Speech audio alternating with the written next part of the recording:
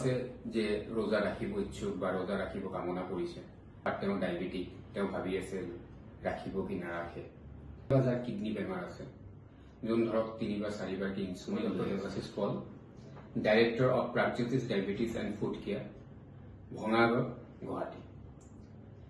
এতিয়া যে পবিত্ৰ মাহ ৰোজাৰ মাহ চলি আছে তাৰ বিষয়ে মই কিছুমান কথা ক'ব বিচাৰিছো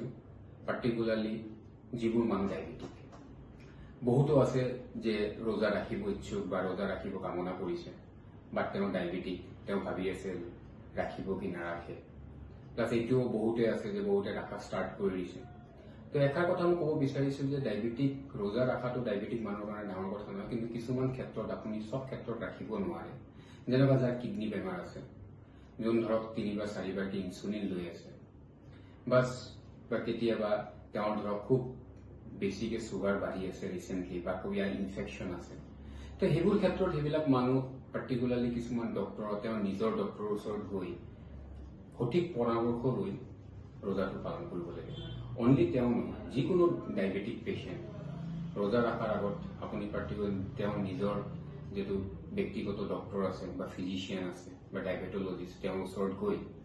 আপুনি তাৰ যেটো পৰিমাণৰ মেডিচিনখিনি সলনি হৈ যায় কিয় যেটো ৰোজাৰ মাহত যেটো খানপানটো টোটালি বেলেগ ধৰণৰ হৈ যায় তো সেইটো হিচাপে ইফতাৰী সেহেৰি হিচাপে আপোনালোকে সেইখিনি বেলেন্স কৰি ল'ব লাগে তো সেইটোৱে মোৰ এডভাইস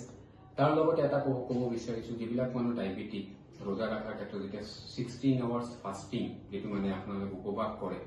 সেইটোৰ পিছত দেখা গৈছে যে যেতিয়া ইফতাৰী ৰাখে আপোনাৰ ইফতাৰীৰ খানাটো বহুত বেছিকে নাস্তাটো কৰি দিয়ে তো সেইটো ক্ষেত্ৰতো কেতিয়াবা কি হয় দেখা গৈছে যে কিছুমান মানুহ মেডিচিন লোৱাৰ পিছত সুগাৰ বহুত বাঢ়ি যায়